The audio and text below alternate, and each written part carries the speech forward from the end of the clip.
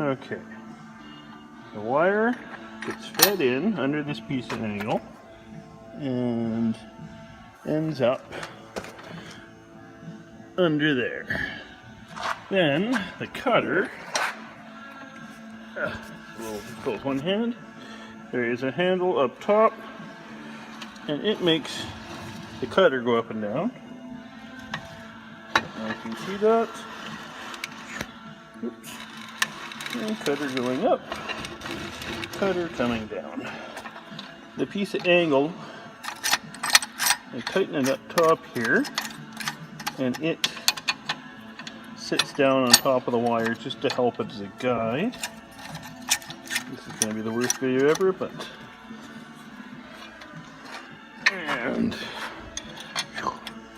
Yeah, tighten it up here. It pulls this part upward, which pulls the nose down. Helps keep the wire centered down there. There we go. Now, see this spins. Oh, there's my cutter going up. And here's the cutter coming down. It's a little difficult with one hand. And as you can see from the other side, the cutter is piercing the casing.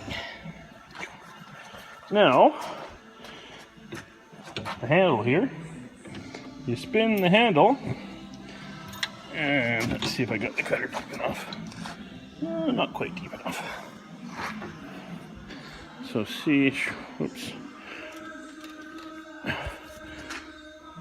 So, cutter should be deep enough there. I'm going to back it up. And let's go the other way. This is a little difficult with one hand. It's normally not this bad when you kind of can control it a little bit.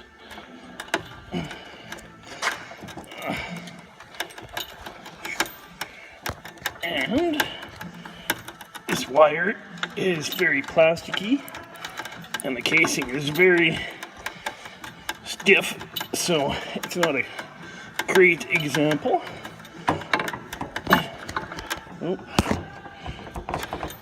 Wire's pushing me out of the way. And there we go.